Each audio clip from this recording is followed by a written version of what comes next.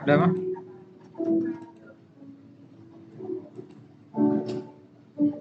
Udah.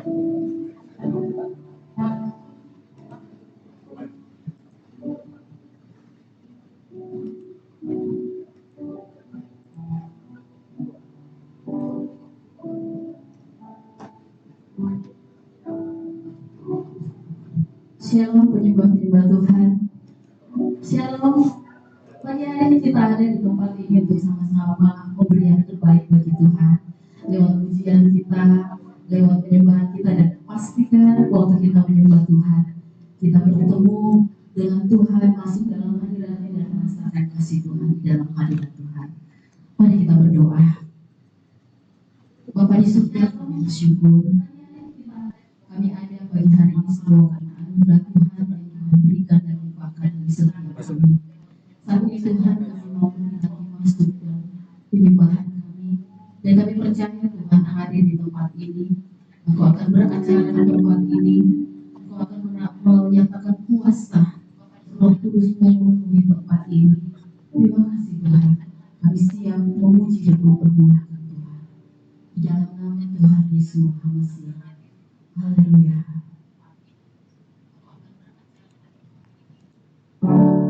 Kami menyatakan kebaikan Tuhan. Sebab Engkau Tuhan yang baik dalam hidup kami. Hati kami mau memuji dan mempermuliakan Engkau Tuhan. Terima kasih Tuhan. Yes, Tuhan. Nyatakan kebaikan Tuhan pagi hari ini. Nyatakan Bapa Engkau baik. Katakan Bapa Engkau baik.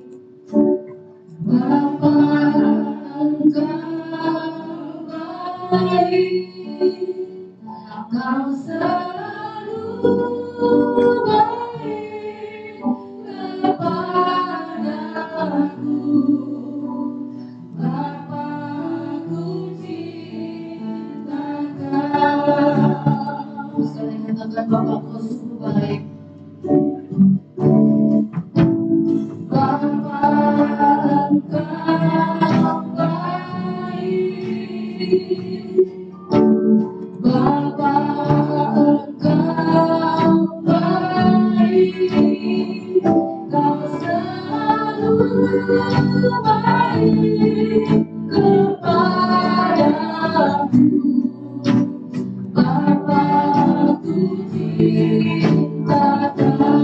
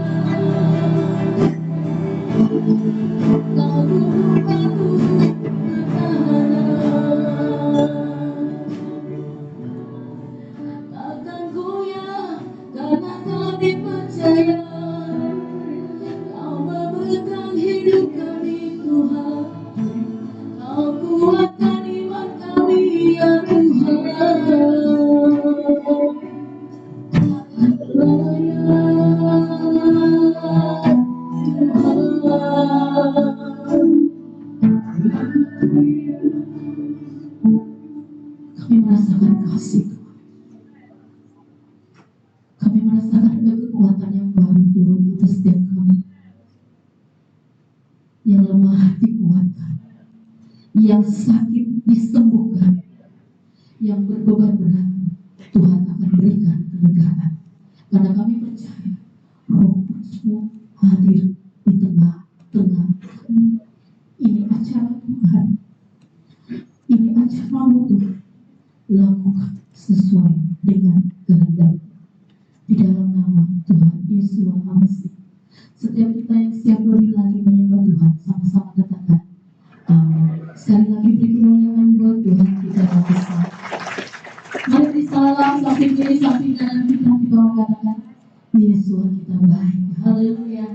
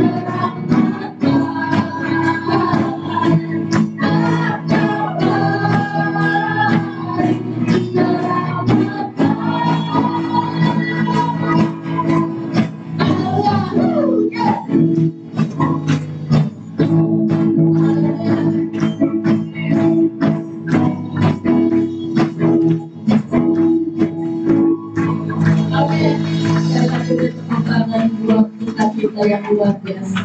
Sampai berkembang Bapak Ibu. Kita percaya bahwa kehidupan kita ini adalah anugerah. Terkadang waktu kita berdoa, tidak langsung Tuhan jawab iya. Tetapi ada kalanya Tuhan berkata nanti atau tidak. Tapi percayalah satu hal bahwa Dia Tuhan yang tetap setia. Dia tetap mendengar setiap doa-doa kita. Dan Dia akan menjawab doa kita tepat pada waktunya. Sungguh hati kami bersyukur Tuhan. Bahwa Kau begitu setia dalam hidup kami. Kasih Tuhan selalu baru setiap hari. Dan rahmat Tuhan pun tidak pernah habis dalam hidup kami. Yes, Tuhan.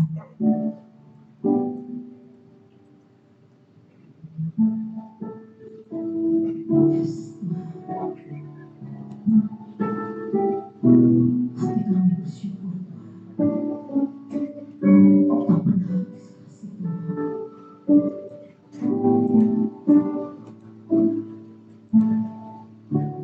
Selalu Tuhan menjawab doa, namun Dia beri yang terbaik di waktu yang tepat. Izinkanlah Tuhan untuk bekerja yang mustahil menjadi mungkin oleh karena percaya. Tak selalu Tuhan menjawab doa, namun Dia beri yang terbaik di waktu yang tepat. Izinkanlah Tuhan untuk bekerja yang mustahil menjadi mungkin oleh karena percaya. Yesus mendengar lebih dari yang kudoakan.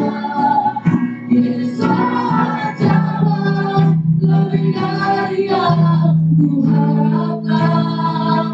Dengan caranya di waktu yang tepat, ku kan melihat Dia jadikan semuanya Yesus. Yesus mendengar lebih dari yang kudoakan. Yesus menjawab lebih dari yang kuharapkan. Dengan caranya di waktu yang tepat, ku kan melihat Dia jadikan semua. Mari kau muliakan hati.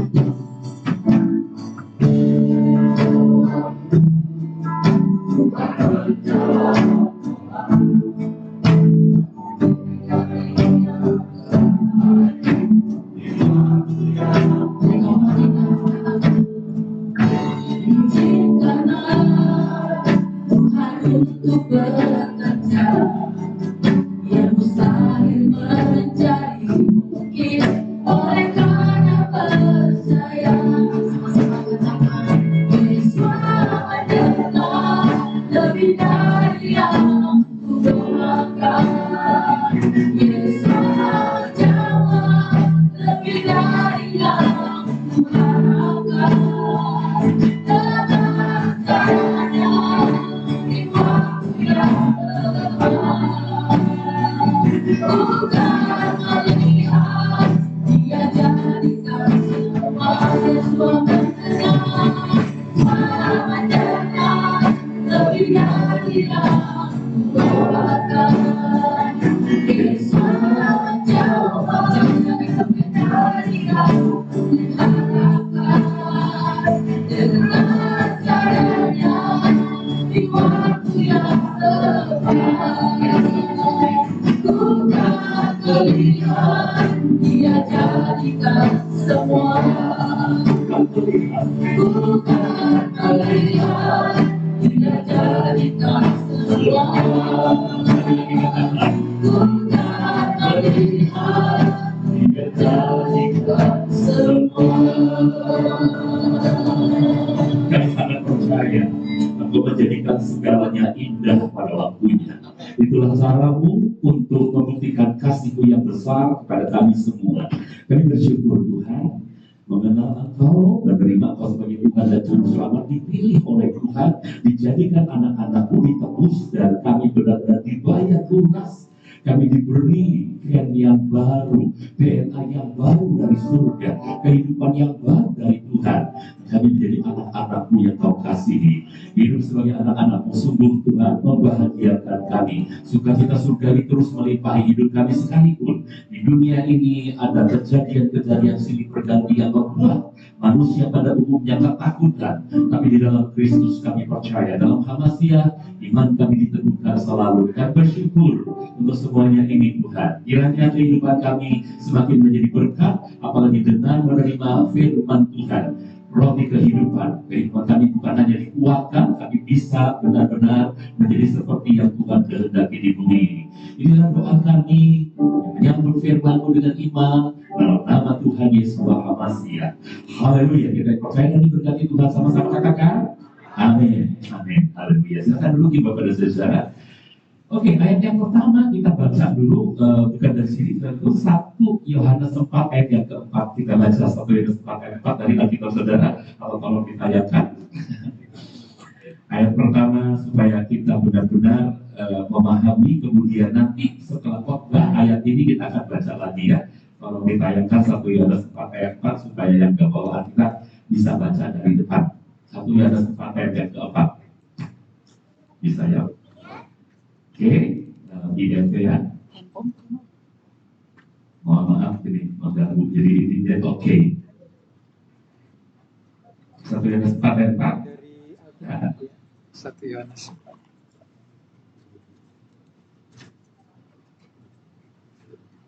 Bisa ya?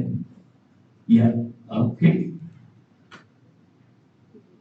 Kalau saudara bawa kitab suci, saudara baca saja dalam Alkitab saudara atau dalam. Tapi saya membaca dari ILT ya, oke? Kalau belum tampil di sini kita baca saya sama-sama aja. Atau ikuti saya, saudara. Saya baca satu frase, saudara ikuti. Boleh begitu ya? Oh sudah tampil. 1 Yohanes 4 ayat yang keempat. Yang ini, yang bawahnya, di bawahnya. Ayat yang keempat. Yes, nah itu dia. Baik, kelihatan? Terlalu kecil ya? Baik, kita baca sama-sama. 2, 3. Kamu berasal dari Elohim, hai anak-anak, dan kamu telah menaklukkan mereka, karena Dia yang ada di dalam kamu lebih besar daripada Dia yang ada dalam dunia. Amin. Amin. Saudara, kita berasal dari Tuhan. Amin. Ya, kita telah bersama-sama Dia menaklukkan dunia, menaklukkan mereka, menaklukkan segala sesuatu. Karena Dia yang ada di dalam kita lebih besar daripada Dia yang ada dalam dunia ini. Oke, tapi saudara, saya memberi judul khotbah hari ini luput dari kebinasaan. Kenapa khotbahnya luput dari kebinasaan, saudara? Karena ada hal-hal yang terjadi hari-hari ini tentunya ya. Sesuatu yang sangat membuat kita harus bersiap-siap. Kelihatannya kayak masanya Tuhan mau datang. Masih lama kalau udah deket sih rasanya perjalanan hidup saya tiba-tiba usia udah 68, 2 tahun lagi 70, cepet ya. Rasanya kemarin masih 25 deh gitu. Terus ada seorang kakek punya sama seseorang di kereta api itu tanya, dia mau ke Bandung. Pak, berapa lama sih dari sini ke Bandung? Ya, Parahyangan 3 jam. Oh, kalau dari Bandung ke sini berapa lama? Ini kakek gimana sih? Ya sama dong 3 jam. Ah, masa sih katanya? Kakek aneh. Bandung Jakarta Bandung 3 jam. Bandung Jakarta ya sama 3 jam. Enggak kok. Saya tahunya ya Natal ke Tahun Baru itu seminggu. Tapi Tahun Baru ke Natal itu katanya. Jadi tergantung sudut pandang ya saudara ya. Memang kalau Natal ke tahun baru ya seminggu, tapi kalau baru ke Natal itu 12 bulan ya gitu. Jadi lama kan, padahal kan kata-katanya sama ya. Nah saudara, ini kita ini benar-benar sudah di penghujung akhir zaman. Tapi apa benar ya gitu kan? Kita bertanya-tanya, benar gak sih ini udah akhir zaman? Oke, saudara luput dari kebinasaan. Kita baca dulu ayat ini. Ini ayat emas yang akan kita uraikan. Sama-sama, 2, 3. Yang olehnya janji-janji yang sangat besar dan berharga bagi kita telah Dia anugerahkan supaya melalui hal itu kamu dapat menjadi para sekutu dari kodrat ilahi yang luput dari kebinasaan yang ada dalam dunia dengan keinginannya. Amin. Nah, Bapak Ibu dan Saudara, jadi ayat ini kalau saya urai saudara seperti ini uraiannya. Ya, ayat ini kalau saya urai tidak bisa jalan. Nah, betul. Kalau itu berkat dari Pak Tony ini mesti saya gunakan. Karena udah dikasih berkatnya, suruh ganti. Tapi saya bilang masih bagus. Ternyata udah benar-benar nggak bagus. Ini nggak dibeli Pak Tony ya, karena Pak Tony-nya. Oke, janji-janji yang sangat besar dan berharga yang Yesus anugerahkan. Itu dari ayat tadi ya. Itu pertama, janji yang sangat besar yang Yesus sudah anugerahkan pada kita. Katakan, 1, menjadi para sekutu kodrat ilahi. Jadi saudara saya, kita ini sekutu kodrat ilahi. Kita ini adalah orang-orang yang masing-masing memiliki kodrat ilahi karena anugerah Tuhan. Lalu dalam kolektivitas kita ini bersekutu. Kita ini para sekutu kodrat ilahi. Katakan sama sebenarnya, kamu punya kodrat ilahi loh. Oke, jadi punya DNA ilahi ya saudara ya. Jelas ya, saudara punya DNA ilahi ya. Oke, tapi berkat yang kedua apa? Berkat yang kedua adalah luput dari kebinasaan. Jadi ini dua berkat yang Yesus anugerahkan pada kita. Ini adalah janji yang sangat besar, berharga sekali. Untuk menggenapi ini, dia harus membayar dengan harga yang mahal, saudara. Dia harus datang ke dalam dunia ini. Yesus harus menderita di dunia ini, mati untuk saudara-saudara, membayar hidup saudara, kemudian saudara mendapatkan berkat ini, menjadi para sekutu kodrat ilahi, luput dari kebinasaan. Jadi keduanya ini, saudara-saudara, terjadinya di mana? Nanti di surga? Tidak. Maksudnya begini, iya, tapi dimulainya di bumi ini, katakan, dimulai di bumi ini. Iya, nanti di surga kita akan mengalami semuanya itu, ya saudara. Tapi dimulainya dalam dunia. Jadi ayat tadi mengatakan ada janji-janji yang sangat besar dan berharga yang Yesus anugerahkan. Yaitu pertama menjadi para sekutu kodrat ilahi, dan yang kedua luput dari kebinasaan dalam dunia ini. Oke, mumpung ingat ya. Jadi minggu lalu kita bicara tentang kalau kita sudah mendapatkan berkat Tuhan, kita harus pergi, bermisi. Kita harus kemanapun kita pergi, kita beritakan firman Tuhan. Kita jadikan setiap orang murid Hamasiah, gitu kan ya. Dan saudara, berturut-turut kalau nggak salah 5 kali atau 4 kali ya, saya ketemu seorang misionari dari Korea, namanya Pastor Kim. Dan Pastor Kim ini kebetulan sekarang adalah seorang dosen di STTKDC Sukabumi. Pastor Kim ini dia ada di Intercity. Intercity adalah badan misi yang bisa mengutus anak-anak muda. Anak-anak muda yang mau diutus ke luar negeri, ya, dengan tentunya saudara harus mengikuti pelatihan dulu, ya, bisa diutus dulu ke luar negeri. Tapi yang benar-benar siap, yang sekolahnya bisa dapat cuti atau bagaimana gitu ya, saudara bisa ikut di Intercity itu, ya. Mungkin suatu saat kalau saudara setelah dengar ini kemudian berminat, saya akan panggil dia ke sini untuk menyampaikan sesuatu. Itu teman dosen Pak Usman juga dosen di STKBSI Cari Bogor ya. Jadi temannya Pak Kris ngomong ke Mr. Kim, ya. 4 kali ketemu, sudah 5 kali ya. Pertama dia memberikan, bukan mewakili STKBSI, dia datang sendiri ketemu sama sinode kami, kemudian dia bicara di Mubes yang lalu di Sinode.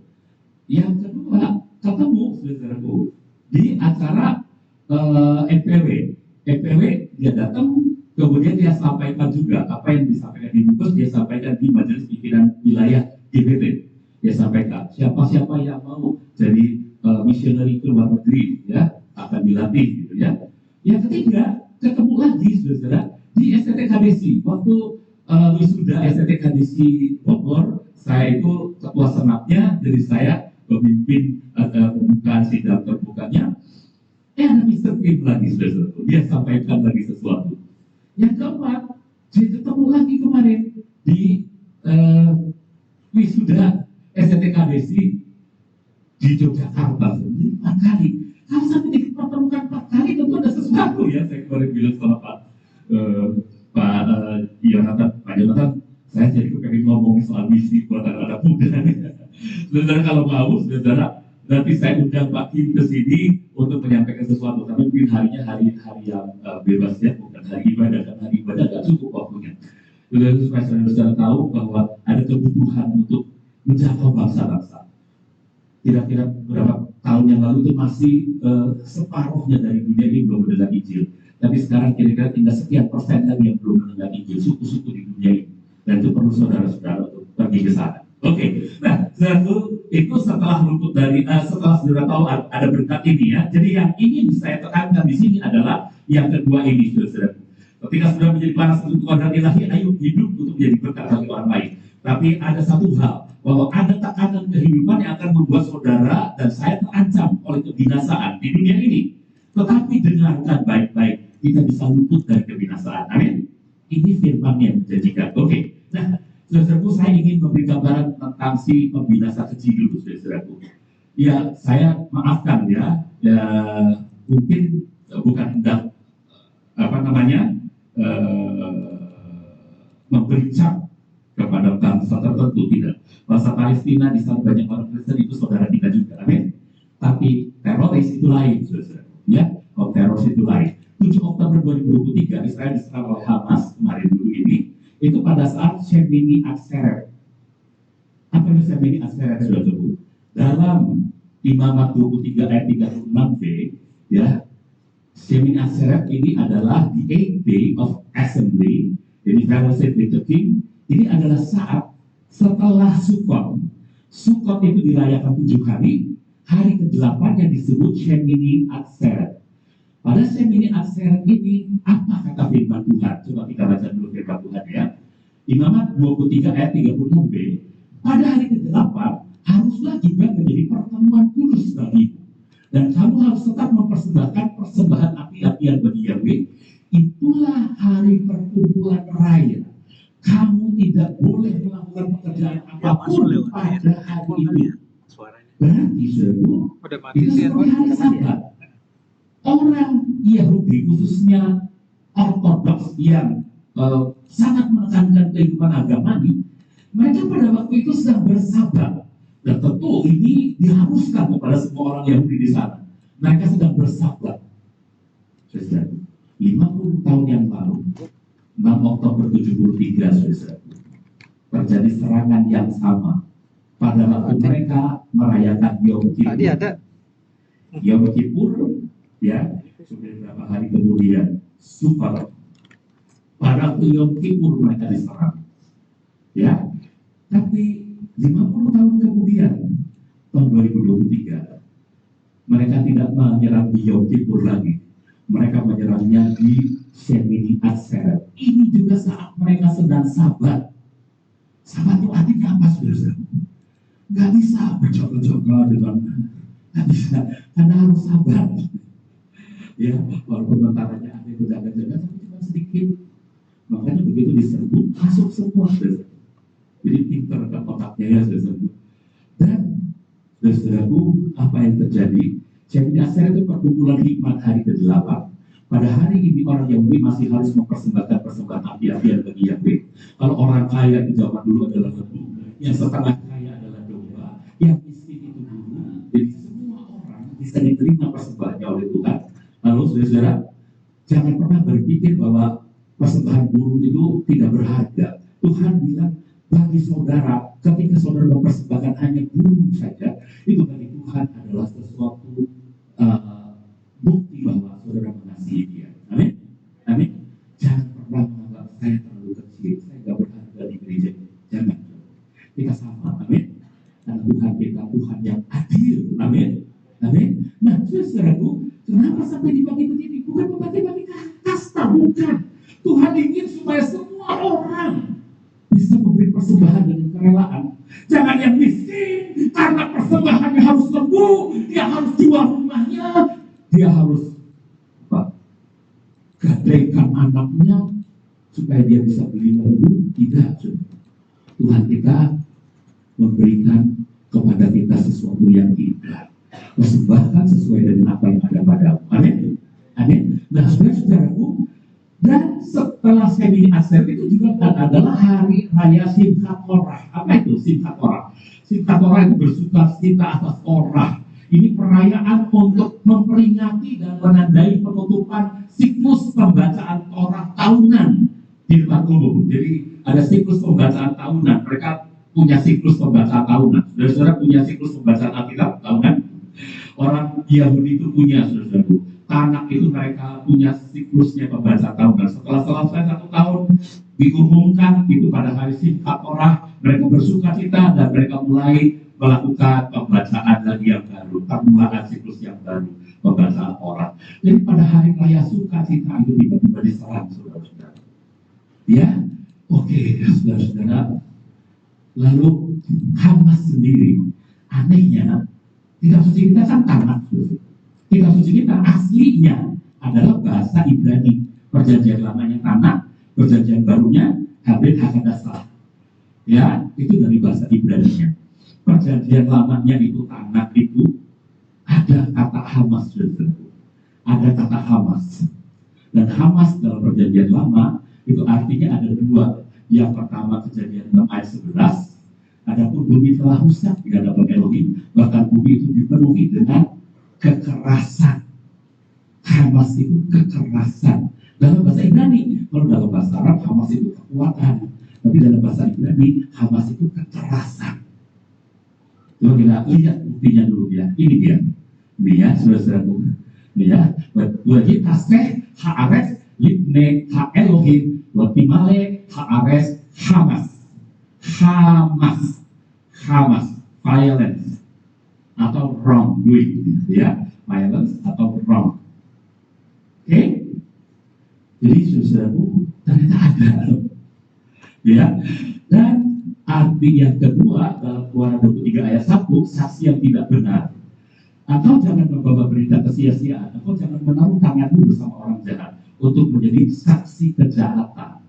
Saksi kejahatan. Jadi Hamas artinya saksi kejahatan. Ini saudara-saudaraku, ya. Hamas juga artinya wrong, ya. Jadi kalau saudara-saudara bertindak yang salah, saudara-saudara berani memprank, mengatakan sesuatu yang sebetulnya adalah bohong, saudara adalah sedang ada dalam hal ini. Jadi ingat baik-baik saudaraku, Alkitab kita itu ternyata mencakup semuanya. Apa yang terjadi di dunia ini bisa kelihatan dalam Alkitab. Aneh ya saudara. Ini saya juga sampai terheran. Ini bukan saya ngomongin saudaraku, ini di YouTube. Ya, di YouTube banyak saudara. Jadi kalau saya waktu dia bilang Hamas, saya periksa karena saya punya Tanakh, gitu. Saya buka Tanakh, bener ternyata ada di Kejadian 6 ayat 1, ada di Keluaran 23 ayat 1, dan masih banyak ayat lagi. Oke, nah saudaraku, tapi sudah juga harus tahu bahwa Jews Orthodox, orang-orang Ortodoks Yahudi ini, saudaraku, mereka tuh gak sepaham dengan pemerintahan sekarang, dengan pemerintahan Israel maksudnya. Jadi Jews ini, pemerintahan Israel ini sangat sulit sekali karena dia harus menghadapi Hamas, ya. Kalau sama Palestina udah damai, udah tenang gitu ya, udah walaupun belum ada ininya, tapi udah dari Anwar Sadat kemudian siapa lagi itu di PP itu dilakukan perdamaian. Tapi Hamas ini adalah faksi yang sebetulnya oleh dunia dianggap teroris gitu ya. Nah, jadi pemerintah Israel itu harus menghadapi mereka, tapi sekaligus harus menghadapi yang di dalam ini, saudara. Itu sulitnya. Karena pemerintah Israel yang sekarang itu tidak seperti yang Alkitab telah nubuatkan. Pemerintah Israel sekarang adalah republik demokrasi nantinya ya. Ini sistemnya sistem suara dari rakyat gitu.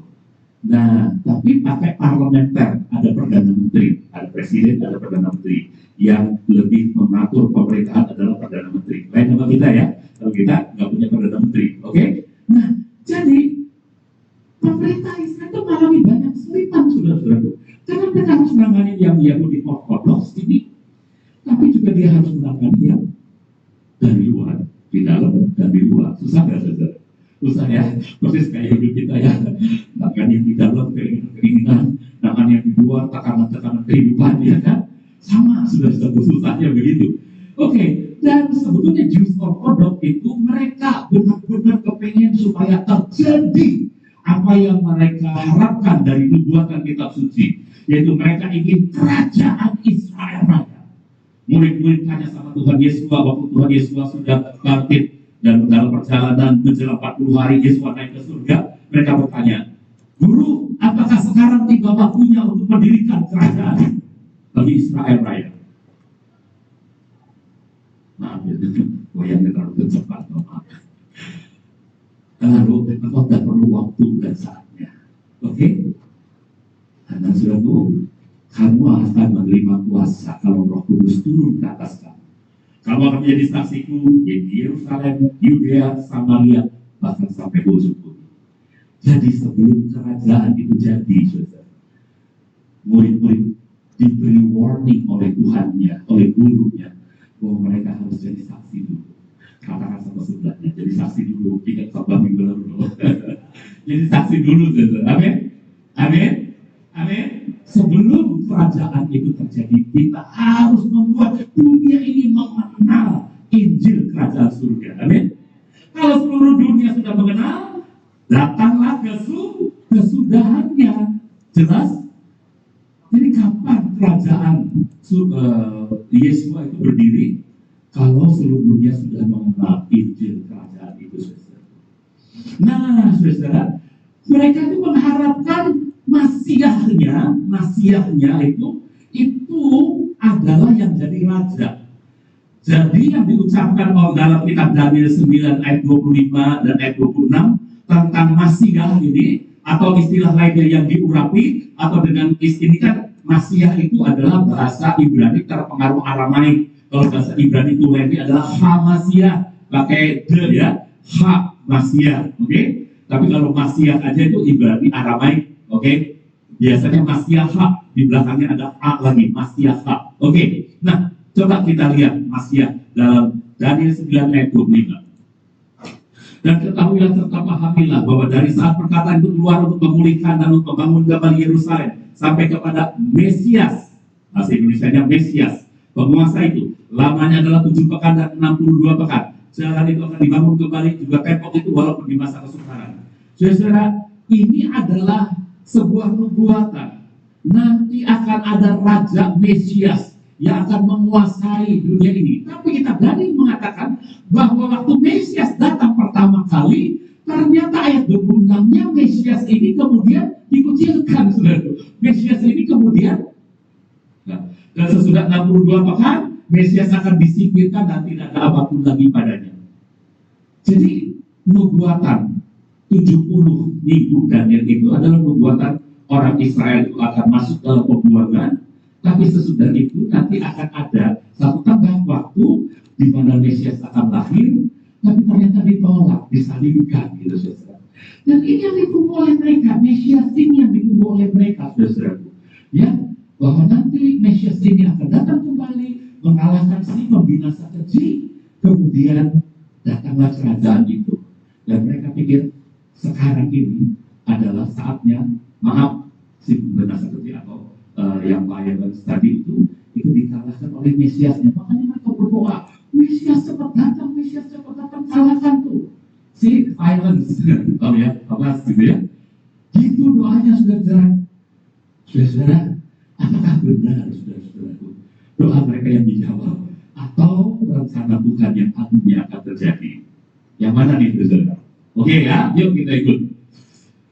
Saat pembinasa keji berdiri di bait suci, Matius 24 ayat 15, menajiskan bait suci. Oleh karena itu, bila mana kamu melihat pembinasa keji yang dibicarakan Nabi Daniel tengah berdiri di tempat yang kudus, siapa yang membaca, biarlah dia memahami. Sudahkah pembinasa keji itu berdiri di tempat kudus? Belum ya, karena bait sucinya aja belum ada, gitu saudara. Oke? Tapi Pak, kalau di bekas-bekas tempatnya belum juga, sampai sekarang mereka belum menguasai itu, ya kan? Oke?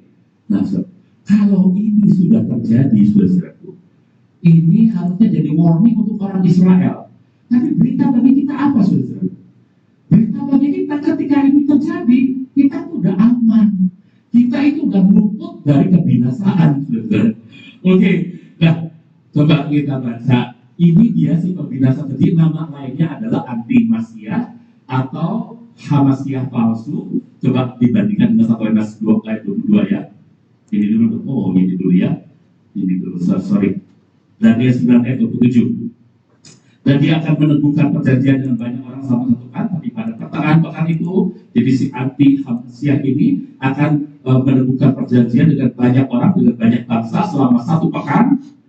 1 pekan, perhatikan, 1 pekan itu di sini bicara tentang 7 tahun, tetapi di tengah-tengah 1 pekan ini, 3,5 tahun, kemudian apa? Pada pertengahan pekan itu, ia akan menyebabkan kurban dan persembahan sajian terhenti. Maka si pembinasa keji ini akan menajiskan bait suci. Orang-orang yang tadi mempersembahkan kurban sajian di stop, tidak boleh lagi mempersembahkan kurban sajian karena mereka sudah menguasai bait suci itu. Nah, namun atas memuncaknya kekejian itu akan datang yang membinasakan. Ini artinya Hamasiah yang benar, ya. Hamasiah yang benar itu akan membinasakan sang pembinasa itu. Pembinasa keji ini akan dibinasakan. Itulah yang telah ditetapkan untuk menimpa si pembinasa keji ini. Setelah berakhirnya masa ini, datanglah Tuhan untuk menghancurkan pembinasa keji. Nah, ini saudara-saudara rahasianya, ya. Jadi siapa itu, saudara? Siapa sih pendusta itu jika bukan dia? Jadi tadi wrong atau perkataan dusta, perkataan bohong, gitu, wrong itu ya. Siapa dia? Dia bukan yang jika bukan dia yang menyangka bahwa Yesus adalah Hamasiah. Pokoknya yang menyangka Yesus adalah Hamasiah itu adalah Anti-Hamasiah yang menyangka Bapa maupun Putra. Matius 24 ayat 24. Sebab Hamasiah palsu, nabi-nabi palsu akan dimunculkan. Mereka akan memberi tanda-tanda yang dahsyat dan keajaiban-keajaiban sehingga menyesatkan, dan jika mungkin mereka yang terpilih akan tersesatkan. Saudara dengar baik-baik. Satu muka dari pembinasa keji adalah kekerasan, violence. Itu satu muka. Dan dengan kekerasan ternyata suatu dia berhasil menarik simpati orang lain, memberikan bantuan-bantuan. Dengan kekerasan dia bisa menukar semua tahanan-tahanannya dengan senjata-senjata baru. Dengan kekerasan dia bisa melakukan banyak hal, saudara-saudaraku. Sepertinya keajaiban-keajaiban, ya. Tetapi saudaraku, muka yang keduanya ini yang harus kita sadari juga. Bukan muka yang pertama saja, ada wajah kedua dari Anti-Hamasiah. Apa? Wahyu 13 ayat 16 sampai 18. Dan dia membuat semua orang kecil dan besar, juga kaya dan miskin, bahkan merdeka dan hamba, supaya dia memberikan kepada mereka sebuah tanda pada tangan kanan mereka atau pada dahi mereka. Kita tahu, ini sudah dikotbahkan berulang-ulang, tanda 666, itu adalah tanda dari pengikut antikris. Ini wajah yang keduanya, saudaraku, akan menguasai dunia global begitu rupa, saudara-saudara. Ya, dan supaya setiap orang tidak dapat membeli atau menjual kecuali dia yang mempunyai tanda dan nama binatang itu atau bilangan namanya. Inilah hikmat itu. Siapa yang memiliki pengertian, dialah dia menghitung bilangan binatang buas itu. Karena itu adalah bilangan seorang manusia dan bilangannya adalah 666. Oke, saudara. Kita sudah tahu berita ini berpuluh tahun. Mungkin saya sudah 30 tahun mengkhotbahkan. 30 tahun ya, mungkin sejak saya jadi hamba Tuhan itu sering saya mengkhotbahkan akhir zaman tentang 666 ya. Digital ID sekarang sudah ada. Jadi identitas diri saudara itu secara digital sudah terjadi. Dulu kita tahu chips itu cuma perangkat elektronik yang terintegrasi IC, integrated circuit gitu saudara. Dulu itu seperti transistor dipasang di sebuah board namanya yang semikonduktor itu. Kemudian itulah yang disebut chip. Lama-lama chip itu makin mengecil, lama-lama makin mengecil, lama-lama makin mengecil. Jadi di KTP saudara ada chip, di sini ada chip, gitu ya. Di mana aja sudah ada chip. Lama-lama tambah kecil lagi, sampai katanya bisa dimasukkan lewat cairan ke dalam kita. Nah, saudara-saudara, dengan chips ini, saudara, data saudara kumpul semua di sana. Kemudian dengan teknologi RFID, Radio Frequency Identification, itu bisa terjadi transferring data. Data saudara bisa didapat oleh pihak lain, ya, tapi saudara juga bisa mendapatkan data dari banyak hal. Nah, ini lewat teknologi yang disebut RFID. Nah, saudara, ini untuk transferring data. Dan ini sudah terjadi. Jangan pernah saudara pikir bahwa di dalam saudara itu nggak ada chip. Ada, gitu. Ya, di kantong saudara, KTP saudara ada chipnya. Kartu kredit saudara itu ada chipnya. Ya, saudara udah pakai chip di mana-mana. Oke? Tapi apakah itu adalah tanda dari aktivis? Nggak ada yang tahu. Dan saya nggak bisa bilang tidak. Tapi ini yang terjadi pada dunia pada umumnya. Kalaupun nanti antikris akan memakai semuanya karena sudah terintegrasi, lalu dia bisa menguasai, dan akhirnya dia berkuasa untuk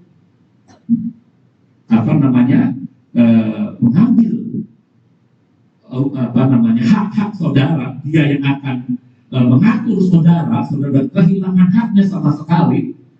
Itu bisa saja terjadi karena data semua manusia itu bisa terkumpul pada satu tempat. Tidak, saudara, bisa saja terjadi. Tapi ketika saat itu terjadi, saudara jangan takut. Kenapa, saudara? Ya, jangan takut. Buktinya, saudaraku, segala hal yang kita perbuatkan dulu sekarang sudah jadi. Dunia sudah cashless sekarang. Saudaraku, kalau mau beli apa-apa udah nggak usah bawa duit lagi, ya kan? Pakai apa namanya, OVO, pakai ATM, pakai kartu kredit, kita bisa nggak usah bawa duit kan? Nah, semua datanya itu sudah bisa terkumpul pada satu tempat, dan ini bisa terjadi, saudara. Kemarin saya naik kereta api, mau wisuda. Naik kereta api udah dibeli tiketnya bukan kertas, saudara. Ada di sini tiketnya, gambar tiketnya. Waktu saya datang ke sana, dia bilang, Pak, pindahin aja. Saya datang ke situ di hotel, disuruh masuk, sudah. Saya nggak usah pakai tiket lagi, sudah, udah disuruh masuk dan dapat tempat duduknya. Saudara, aneh ya. Jadi, saudara, apa yang dulu kita bilang hati-hati loh, sekarang udah terjadi dan saya ngalamin. Wah, kalau gitu bahayanya antikris. Anda antikris, Anda udah pakai Anda boleh jual beli gitu ya. Tunggu dulu, saudaraku. Kita kan bukan pengagum antikris, ya kan? Bukan pengikut antikris, ya. Supaya pindah wajah aja, ya, langsung. Dan vaksin, ya, belum lama ini kan heboh pada waktu vaksinasi. Ada yang bilang divaksin itu dengan bantuan enzim luciferase, nama enzimnya enzim luciferase, lucifer lagi gitu. Lucifer tahu kan? Enzimnya enzim lucifer. Saudara tuh udah masuk chipnya itu bukan benda kecil, bukan, itu udah masuk lebih kecil dari sel darah saudara, gitu, sel tubuh saudara, sekian mikronanometer, udah mikronano lagi gitu, saudara. Dan enzimnya itu bisa membawa robot data itu, saudara, robot chip saudara itu bisa membuat saudara itu nanti dikenali oleh si pembuat vaksin ini. Yang nomor sekian adanya di Tuberta, duduknya di sebelah sana tuh. Hari ini gitu, ketahuan gitu. Saudara, apakah benar? Nggak ada yang tahu, saudara. Kalaupun benar, tenang, saudara. Kalaupun benar, itu adalah sebuah sindikasi tingkat tinggi yang ingin mengontrol hidup saudara. Jangan takut, amin. Jangan takut, saudara. Ya, dengan artificial intelligence, kalau saudara-saudara mau coba-coba menghindar vaksin, nanti akan ketahuan. Ada robot yang akan lu belum vaksin, lu belum vaksin, lu belum vaksin. Kalau enggak, gua tembak lu, gitu. Robot akan datang ke situ. Karena pintar dia sudah, dia tahu. Begitu lihat aja udah vaksin belum nih, dia tahu. Ayo mau apa? Lalu dengan adanya beginian, kita itu benar-benar datang turun pada sebuah penemuan teknologi yang sangat luar biasa yang mungkin saja ada sindikasi di atasnya gitu, saudara. Jelas kan? Tetapi kalaupun betul ada sindikasi di atasnya, Alkitab sudah bilang tenang. Amin. Jangan takut, saudara. Jadi saya harus tahu bahwa kedatangan Yesus yang pertama ini adalah untuk mengangkat kita. Dia datang untuk mengubah tubuh saudara jadi tubuh kemuliaan. Ini kedatangan yang pertama. Dia mengubah tubuh lahiriah kita. Kalau di sini ada chipnya, chipnya dulu, karena tubuh kemuliaan nggak bisa dimasukin chip. Benar nggak, saudara? Benar nggak? Penyakit aja, penyakit yang udah menua pikul itu, begitu pakai tubuh kemuliaan hilang, apalagi chip. Benar nggak, saudara? Itu tubuh baru, saudara. Jadi pada waktu Tuhan datang, dia datang di awan-awan ramai, lalu semua kuburan-kuburan itu orang-orang saleh akan terbuka dan mereka naik. Kita yang hidup pada saat itu, tiba-tiba tubuh kita berubah dan kita juga akan diangkat naik, terangkat naik. Kalau teman kita bukan Kristen, dia mungkin loh, kok tinggal pakaiannya itu menurut film-film ya, ya ada ya, nggak tahu tinggal pakaiannya bagaimana, entah nanti jadinya bagaimana ya. Pokoknya kita akan naik dengan tubuh kemuliaan. Amin. Amin. Nah, saudaraku, lalu sesudah itu akan ada masa antikris 7 tahun tadi dalam kitab Daniel. Dia akan memerintah selama 7 tahun, tapi di pertengahan ini dia akan menghentikan persembahan-persembahan. Dia akan menjadi sangat jahat terhadap Bani Israel selama 3,5 tahun berikutnya. Terhadap Bani Israel. Karena mereka masih menantikan Mesias, pada Mesias itu datang, ya. Coba kalau mereka percaya, mereka akan diangkat di sini sama-sama. Tapi ada 144 ribu, ya. Oke, ya di sini kalau 144 ribu itu diangkatnya. Karena mereka percaya. Nah, saudara, jadi dengar baik-baik. Lalu kedatangan Yesus yang kedua itu apa? Ini yang ceritanya. Jadi ini adalah 7 tahun masa antikris, ini kesusahan besar di bumi. Lalu apa yang terjadi dengan kita gereja? Ini gambaran kesusahannya sudah bisa baca, catat aja ayat-ayatnya. Ini kesusahan besar di bumi itu, saudaraku, ya. Jadi kayak begini, di bumi itu terjadi kekacauan yang luar biasa. Lalu padahal kita di awan-awan itu adalah kita sedang merayakan hari pernikahan anak domba. Ini masa bulan madunya gereja. Ya, ini pernikahan anak domba selama 7 tahun ini, saudaraku, ini adalah masa bulan madu gereja. Jadi gereja dengan mempelai prianya mengalami masa bulan madu. Nah, baru sesudah itu, lalu gereja diajak turun oleh Tuhan Yesus HaMasiah bersama dengan 144 ribu orang Israel yang percaya itu diajak turun oleh Yesus HaMasiah untuk memerangi antikris. Ini kedatangan Yesus, tahap yang kedua. Keseluruhannya ini adalah kedatangan Yesus. Tapi terdiri dari 2 tahap. Tahap pertama dan tahap kedua. Tahap kedua adalah kedatangan Yesus bersama dengan kita gerejanya, dengan mempelainya, untuk mengalahkan antikristus. Dan tapi pada waktu itu orang Israel justru 3,5 tahun mengalami derita yang sangat luar biasa, saudara-saudaraku. Ya, dan inilah yang disebut orang-orang yang tertinggal itu. Kita gereja luput dari kebinasaan. Karena ayatnya begini. Ayo kita baca sama-sama. 2, 3. Yang oleh janji-janji yang sangat besar dan berharga bagi kita telah Dia anugerahkan supaya melalui hal itu kamu dapat menjadi para sekutu dari kodrat ilahi. Kodrat ilahi artinya saudara pada waktu Yesus datang, saudara tiba-tiba tubuhnya bisa terangkat ke atas. Itu karena kodrat ilahi. Bukan karena saudara jago, bukan karena saudara bisa loncat tinggi dan terus loncat ke atas gitu kan. Karena ada kodrat ilahi, karena ada DNA ilahi, sudah tiba-tiba berubah jadi tubuh kemuliaan. Amin, amin. Lalu sama-sama terus, yang luput dari kebinasaan yang ada dalam dunia dengan keinginannya. Dunia punya keinginan. Si antikris penguasa dunia keinginannya adalah menghancurkan semuanya, termasuk orang percaya ini. Mereka ditakut-takuti, mereka dikatakan kamu itu pasti akan binasa. Ngeri loh, mendingan ikut antikris aja lah, mendingan berubah iman aja lah. Sudah ditakut-takutin, amin. Mau jadi orang Kristen terus, saudara. Oke, terus dalam dunia semasa hidup di bumi ini sampai masuk kerajaan 1000 tahun, masuk ke kekekalan. Jadi dalam dunia ini, saudara akan luput. Di sini kan terjadi kekuasaan binasa kecil itu, yang hijau tua ini. Saudara luput ini di dunia, lalu akan masuk kerajaan 1000 tahun. Di sini kerajaan 1000 tahun, dan kemudian setelah itu akan ada kekekalan selama-lamanya, gitu ya. Masa kita ini sekarang di sini, saudaraku. Masa kita ini ada di sini, saudaraku. Sebentar lagi Tuhan akan datang. Sebentar lagi kita akan mengalami tubuh kemuliaan. Lihat dulu. Karena apa? Karena punya kodrat ilahi. Waktu Tuhan ciptakan tumbuh-tumbuhan, Dia berkata kepada tanah, wah, biarlah dari tanah ditumbuhkan tumbuh-tumbuhan, berjenis-jenis tumbuh-tumbuhan dari tanah. Itu kodratnya tumbuh-tumbuhan, asalnya dari tanah. Lalu ketika Tuhan menciptakan ikan, biarlah dari air, dari laut berkeriapan ikan-ikan. Itu kodratnya, itu habitatnya ikan.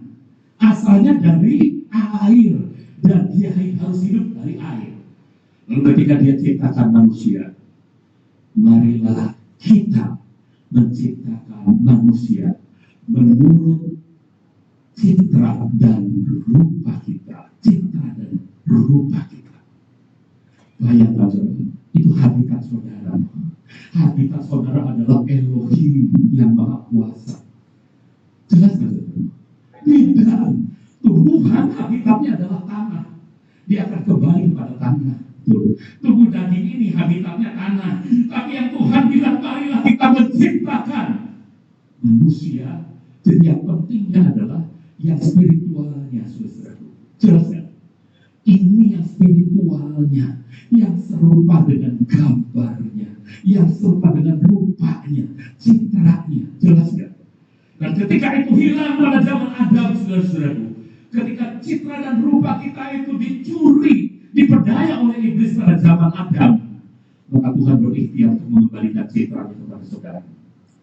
Dia harus mengembalikan citra itu. Di dalam saudara harus ada citra ilahi, supaya pada waktu sang penguasa kecil ini berkuasa, saudara luput dari kebinasaan. Amin. Amin. Ini yang harus saudara yakini, saudaraku.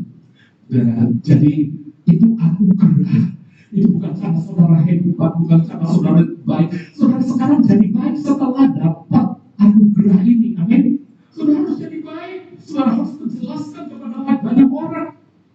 Bayangin, kalau di dalam diri saudara ada citra ilahi, ketemu orang lain yang sesama citra ilahi, apakah mau entar lihat aja, gua sekali ya, entar lihat aja, gua sikat ya, lihat aja, entar gua bikin susah dia, apakah begitu?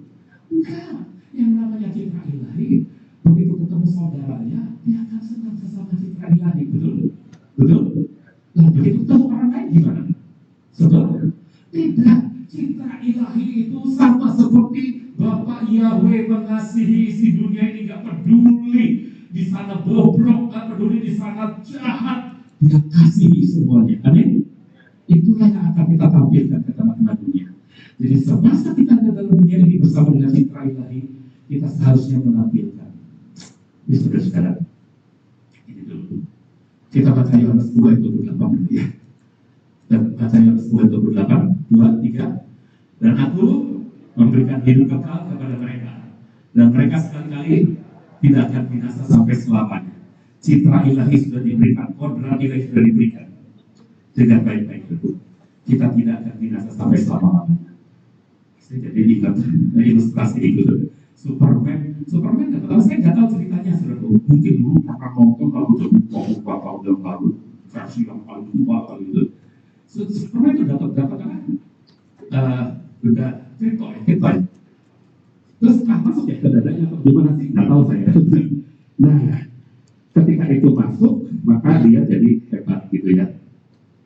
Tapi dalam hidup biasa, dia jadi orang biasa, betul kan ya? Jadi siapa kalau nggak salah Superman jadi siapa sih? Clark Kent. Wartawan apa bukan ya? Wartawan ya. Nah kalau jadi wartawan, dia pada satu saat dipukulin, sakit nggak? Sakit gitu ya.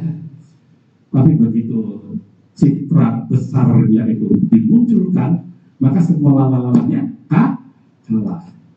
Hidup kita seperti itu, saudara. Di dunia ini katanya kita jalan sendirian ya. Di gereja ini saudara menyembah Tuhan, gimana sih? Kita angkat tangan kan? Seakan-akan Tuhan nggak ada kan di dalam kita kan? Adanya di surga, kita sembah begitu kan ya? Diizinkan saudara.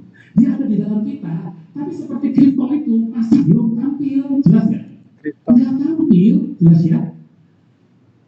Tapi ketika si jahat mau mengalahkan kita, dia mau ambil kita gini, tiba-tiba kita pakai citra itu terbang naik ke atas. Bisa nggak tangan si jahat ini terbang tidak? Bisa nggak? Tidak bisa. Jelas itu. Perumpamaan ini cukup jelas ya. Oke, jadi seperti itu saudara-saudaraku. Roma 8 ayat 38-39 kita baca. 2-3.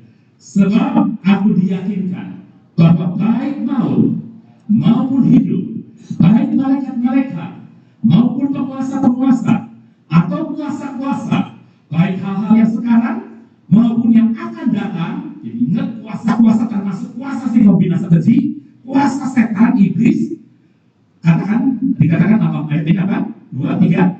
Baik hal-hal yang tinggi maupun hal-hal yang dalam ataupun makhluk ciptaan yang lain tidak akan dapat memisahkan kita dari kasih Elohim yang ada di dalam Hamasiah Yesua Tuhan kita. Kasih Elohim yang ada dalam Hamasiah Yesua Tuhan kita itu, dia mengambil kita, menjadikan kita menjadi tubuhnya. Yesua Hamasiah menjadikan kita tubuhnya. Dan kalau kasih Elohim itu tidak terpisah dari Yesua Hamasiah, berarti kasih Elohim itu tidak terpisah dari kita. Amin. Amin. Dan inilah saudara yang akan membuat semua kuasa apapun tidak bisa membinasakan kita. Jelas sekarang? Saudara, jadi jangan takut. Kalaupun semuanya terintegrasi, dipegang oleh satu sindikasi, satu kumpulan para Illuminati atau apapun namanya, saudara jangan khawatir. Karena pada saatnya, waktu mereka mau menangkap kita, mau binasakan kita, kita akan luput dari kebinasaan. Amin. Kita akan luput dari kebinasaan. Dan ini harus kita imani. Lalu bagaimana sekarang menjalani kehidupan? Ini harus kita tahu. Kita memang jalan sendiri kelihatan supaya kita dewasa. Kalau dia selalu tampil, kita jadi pakai baju Superman terus, kita nggak pernah ngalami bagaimana orang lain menderita, kita nggak pernah bisa berempati. Tapi ketika kita pakai baju biasa, tapi kita tahu roh yang ada dalam kita lebih besar dari roh-roh yang ada dalam dunia ini, maka walaupun kita menderita di dunia ini, walaupun kita sempat disengkat jatuh gitu, kita tahu kita tidak akan pernah dikalahkan oleh apapun. Amin. Amin. Itulah yang saya maksud dengan kita baca ayat terakhir. Kita masih berdiri. 1 Yohanes 4 ayat yang keempat. 1 Yohanes 4 ayat yang keempat. Yang tadi 1 Yohanes 4 ayat yang keempat. Kita baca dengan iman.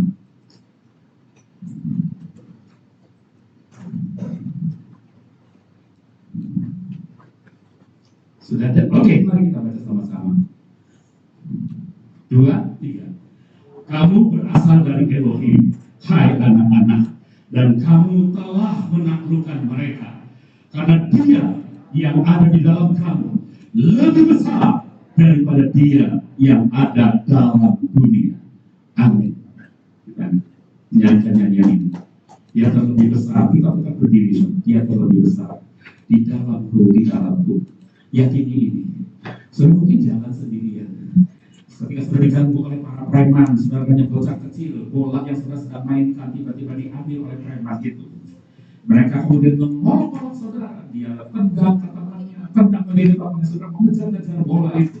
Saudara kelihatannya mengalami kesulitan, diperlakukan oleh mereka. Tapi saudara bisa berkata, gua bilangin bapak gua loh. Gua bilangin bapak gua loh. Saudara, mereka pasti akan ketakutan. Sebab bapak dari anak ini lebih besar kuasanya. Haleluya. Dia lebih besar. Dia lebih besar.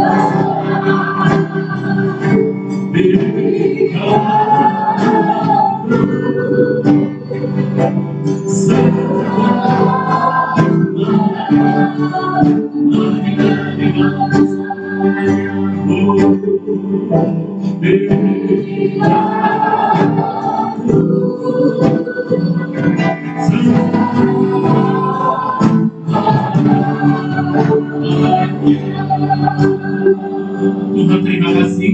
Hari ini kami mendengar firman Tuhan yang meneguhkan kami. Kami luput dari kebinasaan, dan itu pasti. Karena itu adalah bagian anugerah yang tetap yang Tuhan berikan kepada kami. Asal kami tidak mengambil sesuatu yang berharga ini, lalu kami buang ke kubangan.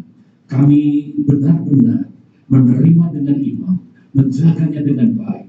Kami tidak akan membuang batu keripik yang seperti Superman itu ke kubangan lagi. Kami ingin memeliharanya dengan baik, Tuhan. Karena itu Tuhan, terima kasih bahwa hari ini kami juga dapat berdoa. Pertama-tama kami mau mendoakan badan dunia ini, terutama untuk perang yang sedang berkecamuk di Timur Tengah. Kami berdoakan Tuhan, Engkau hadir bersama orang-orang percaya, baik yang ada di antara orang-orang Palestina yang menderita karena pertempuran, karena peperangan ini, Tuhan. Engkau kuatkan mereka dan beri mereka kepercayaan bahwa mereka tidak akan binasa. Mereka akan mengalami sesuatu keluputan yang dari Tuhan dengan ajaib.